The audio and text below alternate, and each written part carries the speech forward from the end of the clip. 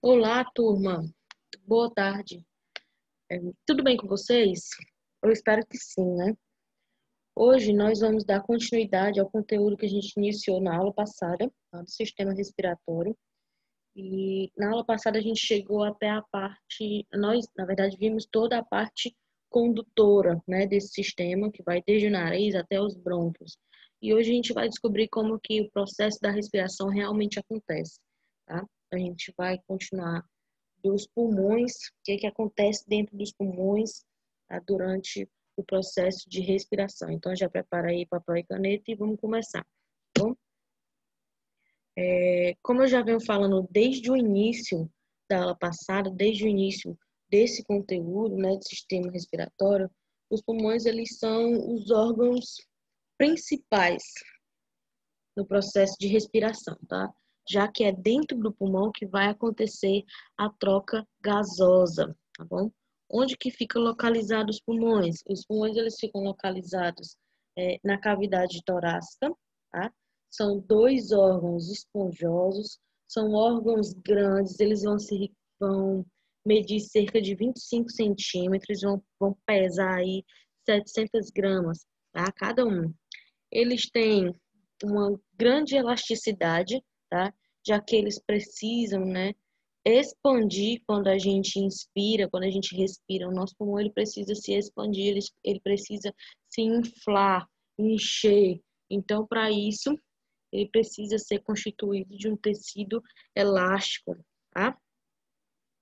E a parte de baixo dos nossos pulmões, né? Na parte de baixo dos nossos pulmões, a gente tem o diafragma e o pulmão ele vai ficar sobre o diafragma.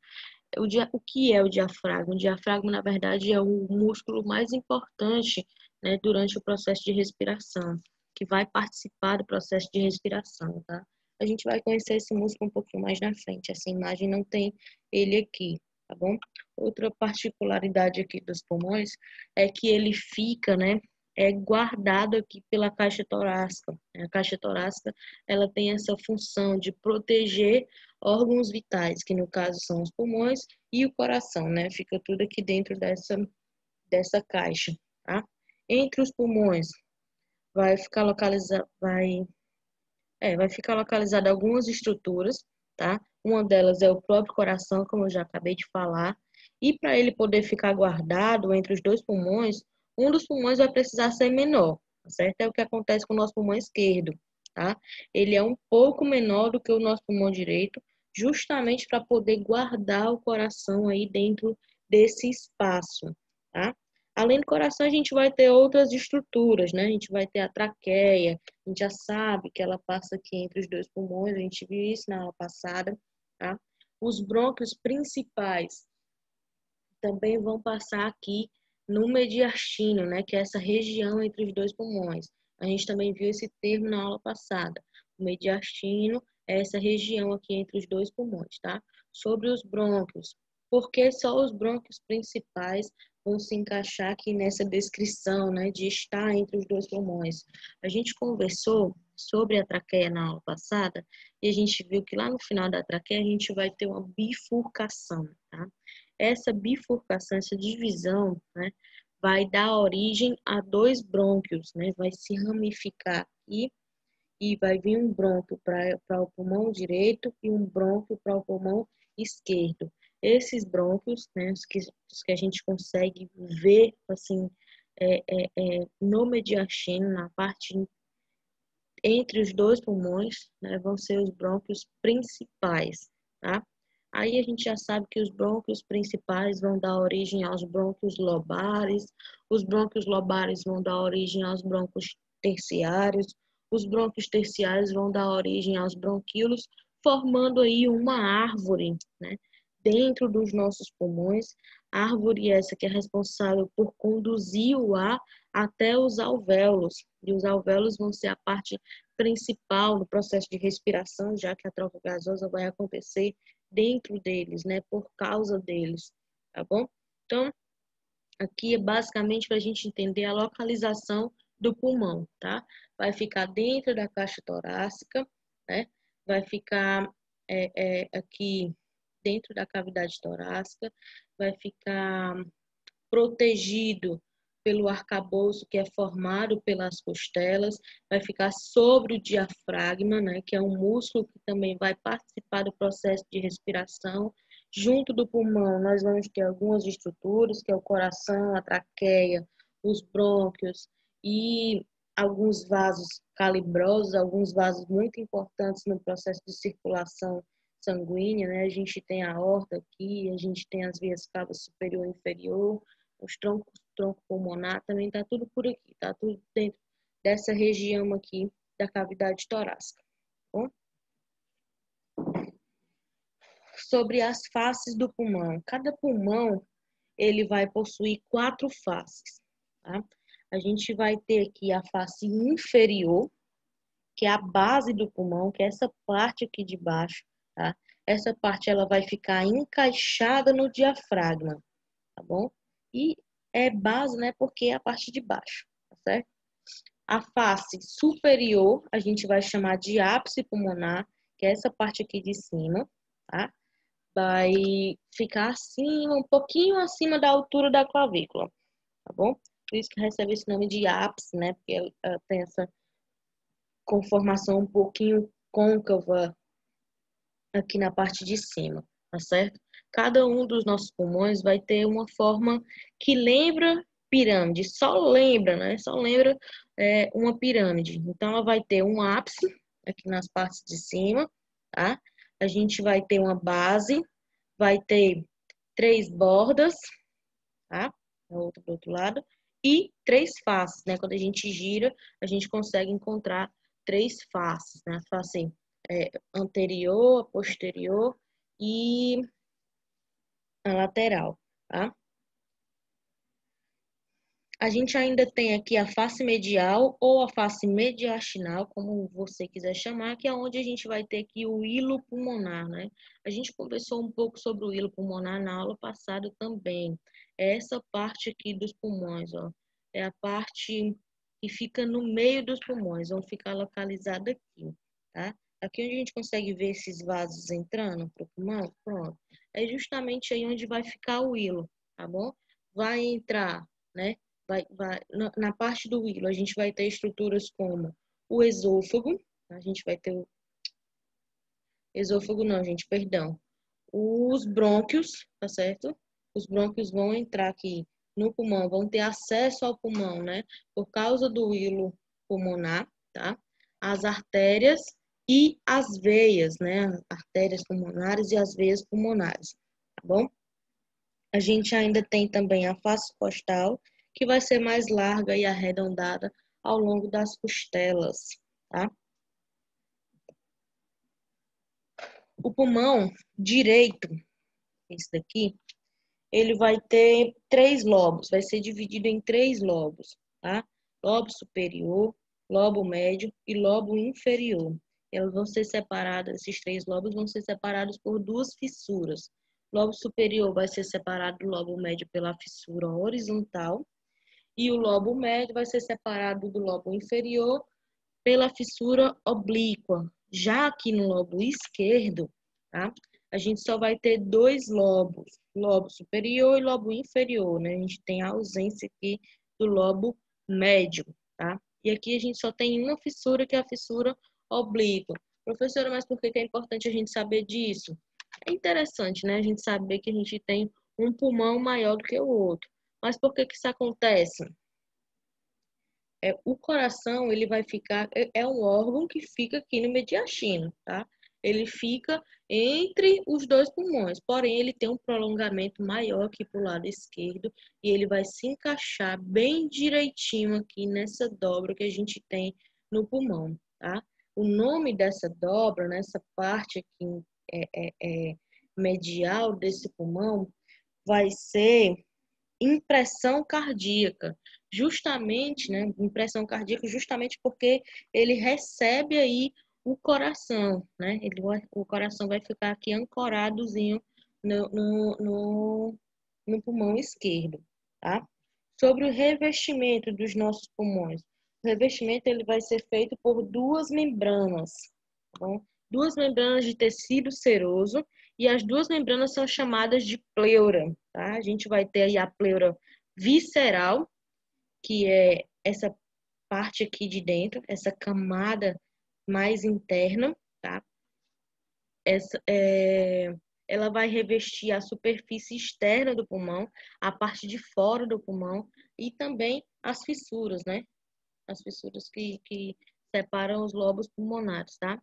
Essa membrana, ela vai apenas revestir o pulmão, tá certo? Já a outra membrana, a outra pleura, a gente vai chamar de pleura parietal, certo? É outra membrana que vai ser responsável agora por revestir as paredes da cavidade torácica, não do pulmão, mas da cavidade torácica, tá certo? E o diafragma também, né? Vai revestir tanto a parte do tórax como a parte de cima do diafragma. Aí, entre essas duas pleuras, né, a pleura que recobre o pulmão e a pleura que recobre a cavidade torácica, a gente vai ter um espaço muito pequenininho, mas esse espaço existe, esse espaço é muito importante. A gente vai chamar esse espaço de espaço pleural. Nossa, a gente vai chamar de espaço pleural, tá? Dentro desse espaço vai ter um líquido também seroso, assim como o tecido, tá bom? Então, esse líquido ele é produzido pelas próprias membranas, pela própria pleura, tá? E o papel desse líquido vai ser de lubrificação, para facilitar o movimento dos pulmões durante o processo de respiração, tá?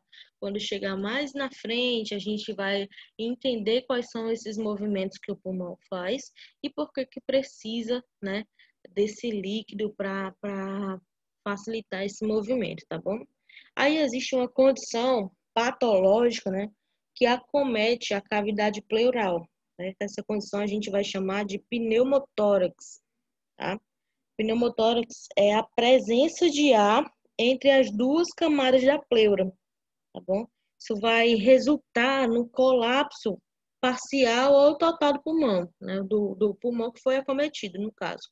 O pneumotórax, ele vai ocorrer quando a gente tem uma lesão na pleura e o ar que deveria estar dentro do pulmão, né, agora está dentro da cavidade torácica, tá bom? O paciente respira, o pulmão está com uma perfuração, está com uma lesão, e ele começa a vazar, como se fosse um balão de festa, né? Um balão de festa que tá furado. Daí a gente começa a encher, a gente enche por um lado e ele vai vazando do outro. Vai enchendo por um lado e ele vai vazando do outro. Vai funcionar mais ou menos desse jeito aqui com o pulmão, tá? A gente tá inspirando o ar e ele tá vazando aqui pela cavidade torácica, tá? E qualquer vazamento nessa região vai poder causar o colapso pulmonar, tá certo? O ar que deveria estar dentro do pulmão agora está do lado de fora e ele vai comprimir esse pulmão, tá? Até ele murchar, vai fazer ele murchar, ele ficar assim pequenininho. E para tratamento aqui, né? Isso, óbvio, vai depender do grau, da gravidade dessa lesão, né? O médico vai colocar um dreno para retirar esse ar, tá certo? Da cavidade pleural, vai fazer um processo de drenagem mesmo, de retirada desse ar daqui de dentro.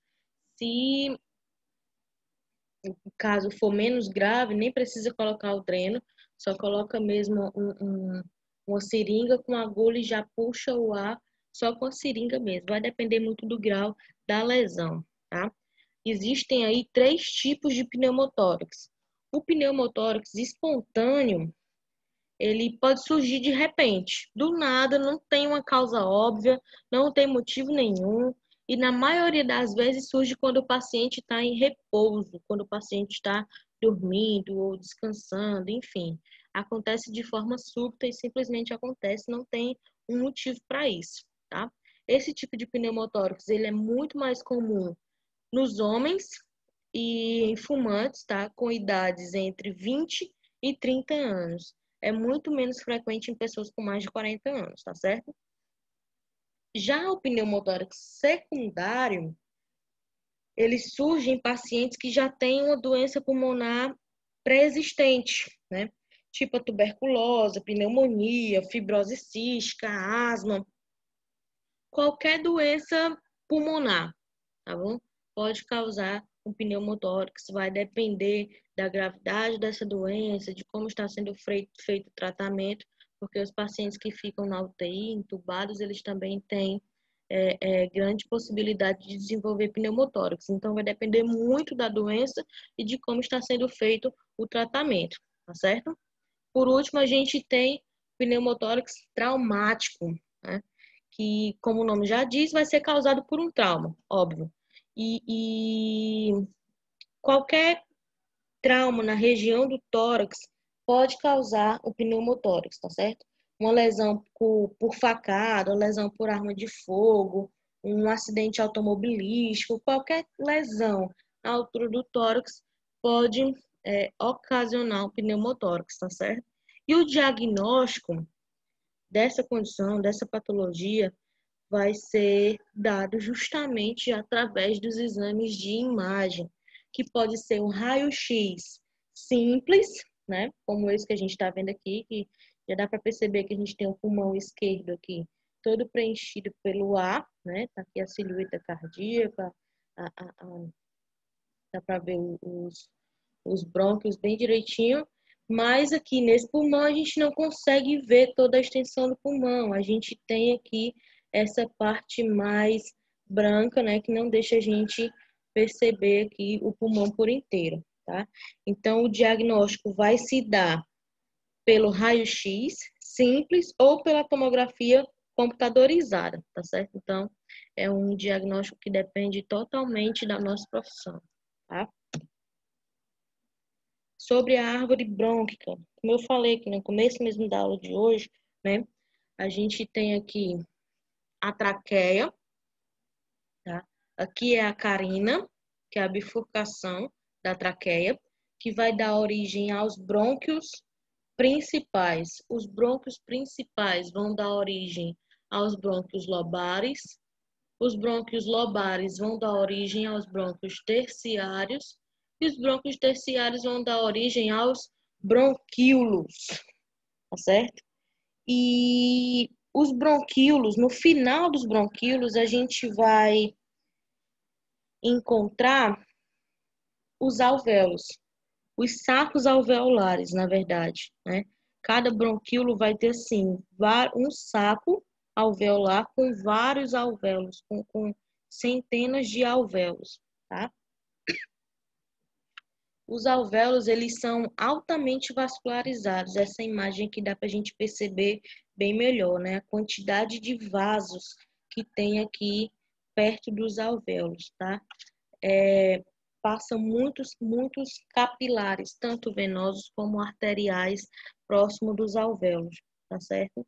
Esses vasos, eles vão garantir, né? Vão favorecer a troca dos gases, tá?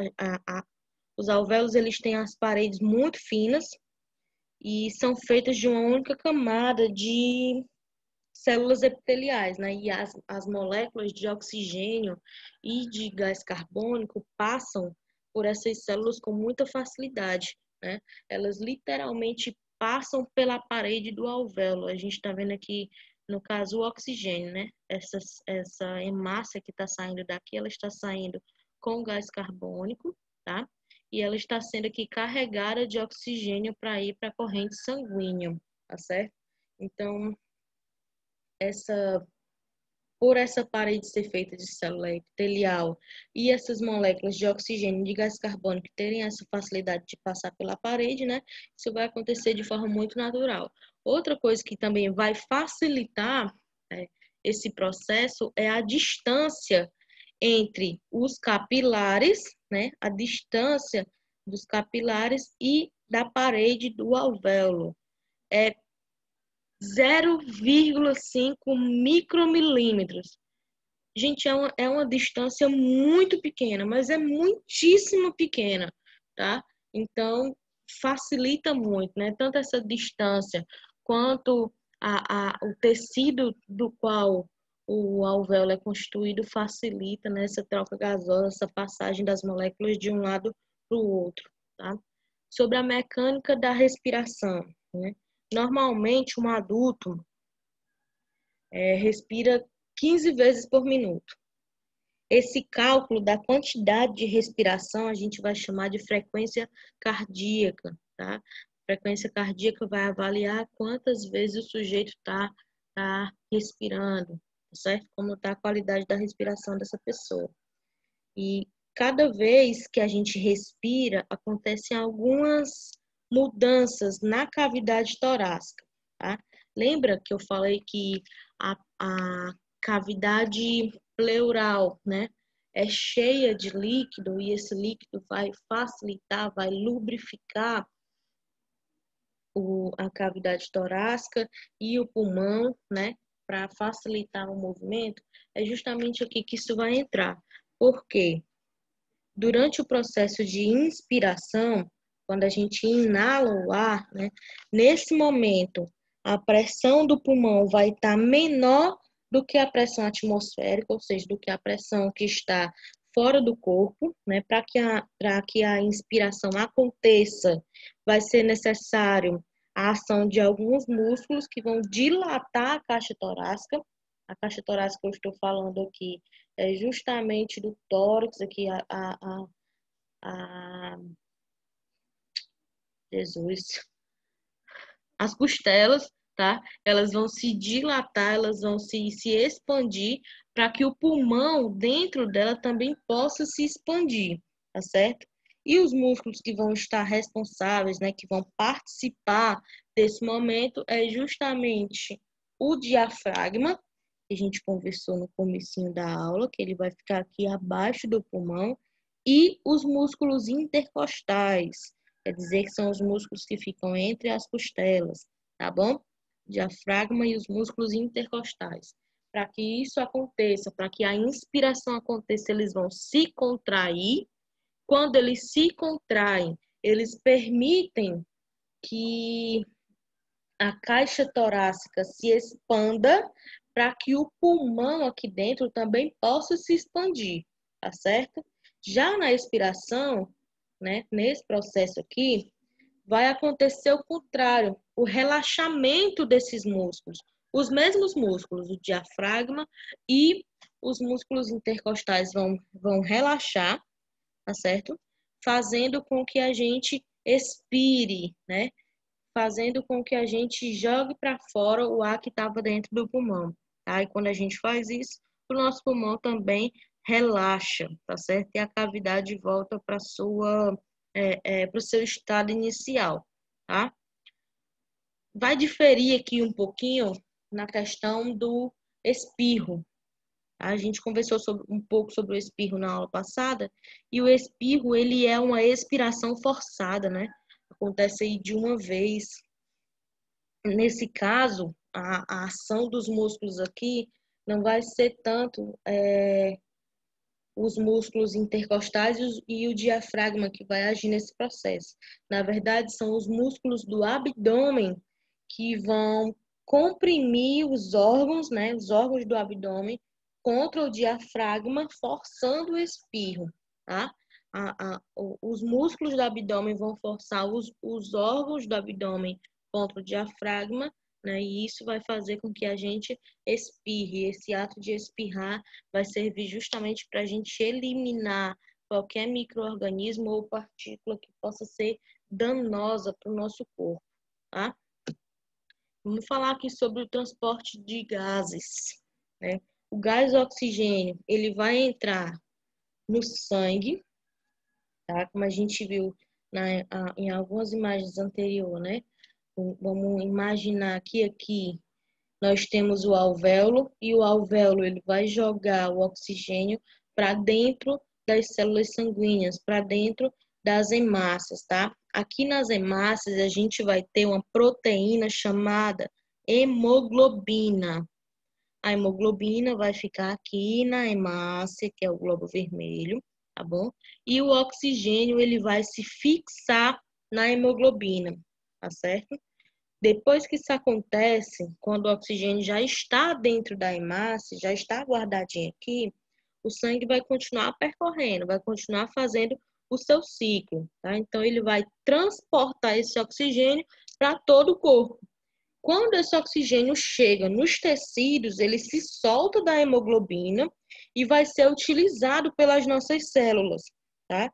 O processo vai ser utilizado justamente para o processo de respiração celular, tá bom? A maior parte desse oxigênio, ele vai se transformar em gás carbônico, né, em CO2, e vai ser jogado de volta para a corrente sanguínea. A corrente sanguínea vai trazer esse CO2 para o pulmão. Quando chegar lá no pulmão, vai passar de novo pelo processo de hematose, onde a gente vai jogar esse gás carbônico para fora do corpo e vai jogar de novo mais oxigênio na corrente sanguínea, tá? Esse processo de hematose ele vai acontecer o tempo todo no nosso corpo, o dia inteiro, o tempo todo, tá? Isso vai manter a oxigenação dos tecidos do nosso corpo, consequentemente, vai manter a saúde do nosso corpo, tá certo? Vamos falar um pouco aqui sobre os ritmos respiratórios, tá? O ritmo respiratório ele vai ser controlado pelo bulbo raquidiano. Você ainda não sabe o que é isso? É a mesma medula oblonga, tá? É uma estrutura que vai estar presente na base do nosso cérebro e ela é responsável por fazer a comunicação entre o cérebro e a medula espinhal, tá? Esse controle, né, ele vai se basear na concentração de gás carbônico presente no nosso sangue. Quanto mais gás carbônico a gente tem no sangue, né, mais alta vai ser a frequência respiratória, mais você vai respirar, mais rápido você vai respirar, tá? Quanto menos gás carbônico você tem no sangue, a frequência vai caindo, vai baixando e você tende a respirar no ritmo normal, tá? Aí vamos aqui entender os ritmos, tá bom? Eupneia é quando a gente respira normal, sem esforço, silencioso, involuntário, a gente não percebe, não fica prestando atenção na nossa respiração, tá bom? A gente está em estado de eupneia quando está respirando normal, tá bom? Dispneia. O paciente dispneico, ele está consciente do ato de respirar. Olha aqui como é legal. É a manifestação subjetiva da falta de ar, tá? Sabe quando você percebe que você está respirando, né? Quando você começa a prestar atenção na sua respiração, do nada você começa a puxar o ar com mais força, enchendo o pulmão de ar e soltando devagar. Quando você se conscientiza da tua respiração, é normal que você faça isso, tá? Aí a gente tem um sujeito com um momento aí dispneico, né? Que ele está prestando atenção na respiração, tá? E na minha cabeça, acontece literalmente, é psicológico, entendeu? Claro que são momentos, né? São situações e situações. Existe paciente dispneico que ele realmente está dispneico, né? E existe eu que aqui e acolá presto atenção na minha respiração e começo a ficar tentando controlar a respiração. Aí dá uma falta de ar mesmo. Aí vamos lá. A apneia é a suspensão voluntária ou involuntária da respiração. Aí aqui o sujeito está com falta de ar mesmo, realmente está faltando ar, tá? Taquipneia é o ritmo respiratório acelerado e bradipneia é o ritmo respiratório lento. Essa foi a aula de sistema respiratório. Daqui para frente a gente já vai começar outro sistema, tá? Não vai dar para a gente finalizar hoje, até porque é um conteúdo um pouquinho extenso, mas a gente vê até onde a gente chega e continua a aula, o assunto dessa aula, na aula que vem, tá? Aí vamos lá. Nessa aula a gente vai descobrir, né? A gente vai discutir as funções do sistema endócrino, quais são as glândulas que fazem parte desse sistema, a localização dessas glândulas no nosso corpo, tá? E os hormônios, né?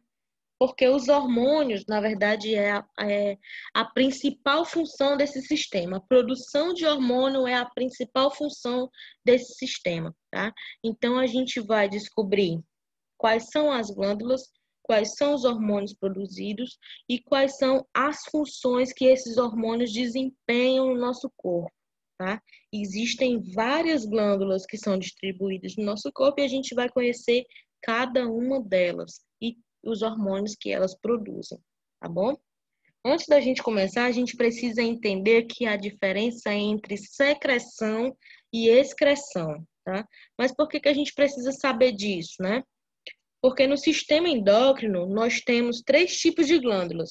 A gente tem as glândulas endócrinas, as glândulas exócrinas e as glândulas mistas, tá? As glândulas endócrinas, a diferença delas é que a glândula endócrina, ela vai secretar substância, tá? Glândula endócrina secreta substância, enquanto que as glândulas exócrinas excretam substâncias. Aí o que é isso, né? Secreção é quando a substância é eliminada pela célula para ter um fim específico. Ela vai ter uma função dentro do teu corpo. Como assim, professora? Vamos lá. A hipófise é uma glândula endócrina e ela vai liberar um hormônio chamado de TSH, que é o hormônio estimulante da tireoide, tá? Esse hormônio, ele vai ser conduzido, olha, presta atenção, ele foi produzido lá na hipófise e ele vai ser levado pela corrente sanguínea até a tireoide. Chegando lá na tireoide, ele vai ter um papel. Qual é o papel do hormônio estimulante da tireoide? Estimular a tireoide, tá? Então, ela tem um fim específico. Essa substância vai ter um fim específico. Já a excreção não é, também vai ter o seu fim específico, né? Tem uma função também dentro do nosso corpo. Caso contrário, não seria produzida. Só que aqui essa substância ela vai ser jogada em uma cavidade do corpo ou para fora do corpo, enquanto que a secreção vai ser jogada no sangue, tá bom? Ela vai ser jogada no sangue porque ela precisa ser transportada para outro lugar. Ela precisa ser levada para outro órgão, tá? Enquanto que a excreção já é jogada já no seu destino final. Por exemplo, uma substância que é produzida pelo corpo e é jogada para fora do corpo, o suor. E uma substância que é jogada numa cavidade, a saliva, né? As glândulas salivares produzem a saliva e a saliva é jogada na cavidade bucal, tá? Eu falei que a gente tem três tipos de glândulas, né? As endócrinas, as exócrinas e as mistas. Então, quando eu tenho uma glândula mista, quando eu estou falando de uma glândula mista, ela tanto vai secretar substância, como ela vai excretar substância.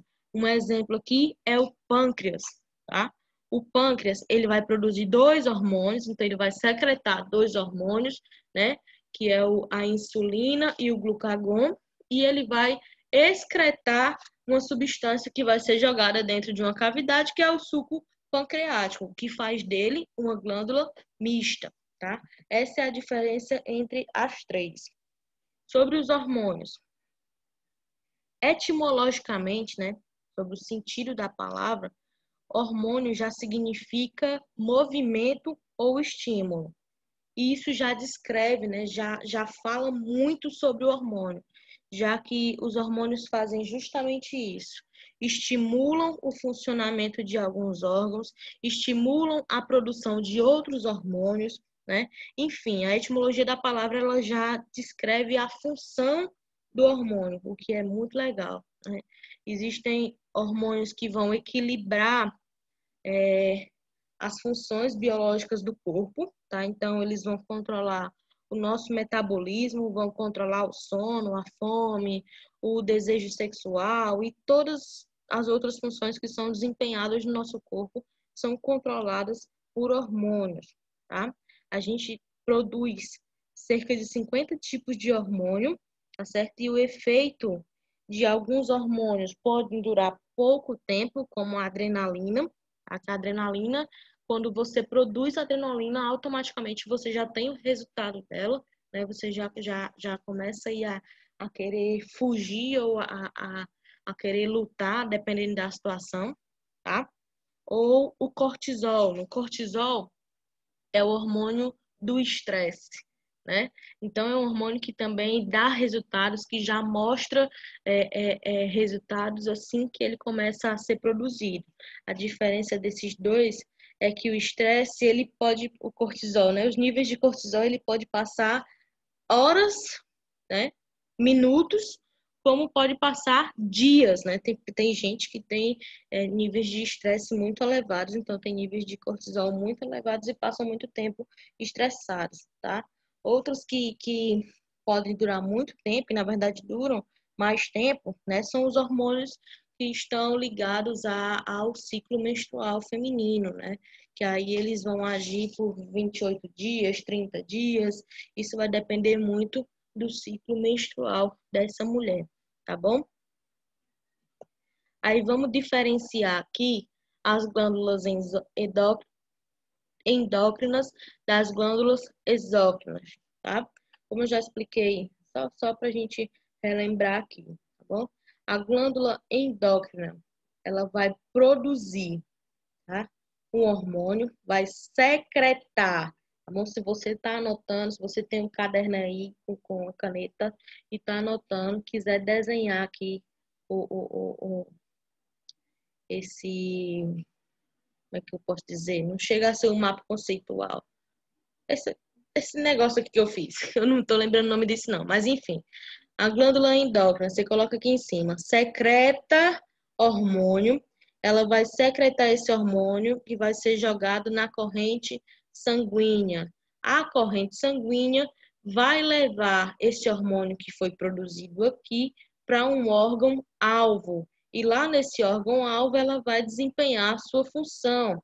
Usando o mesmo exemplo que eu já usei aqui hoje, a hipófise vai secretar o TSH, que vai ser jogado na corrente sanguínea, que vai ser levado lá para a tireoide, fazendo com que a tireoide, né, produza os seus próprios hormônios, que vai ser a tiroxina ou a triodotironina, vai depender muito do momento, tá? Já as glândulas exócrinas, elas vão funcionar de uma forma diferente, porque elas têm alguns ductos que vão levar as substâncias para fora do corpo ou para dentro de uma cavidade dele. Eu acho que essa parte aqui já deu para entender que eu frisei bastante isso, né? Então, as glândulas endócrinas vão secretar substâncias no sangue, enquanto que as substâncias exócrinas, né, as glândulas exócrinas vão excretar substâncias do sangue para fora, tá? E essas são as glândulas que vão constituir o sistema endócrino, tá? E a gente vai ver cada uma delas, vai discutir cada uma delas, mas a gente não tem tempo de fazer isso hoje. Então, a partir da aula que vem, a gente já começa vendo o hipotálamo e as suas funções, os hormônios que são produzidos lá, tá? Caso vocês tenham alguma dúvida durante a aula, enviem um e-mail. Eu criei um e-mail que eu já mandei para vocês, mas só para ter certeza, tá? dúvidasprofmarinho@gmail.com. Podem enviar as dúvidas de vocês para lá, que eu respondo vocês no mesmo dia, tá certo? Tenham uma boa tarde, um ótimo final de semana e até a próxima, gente.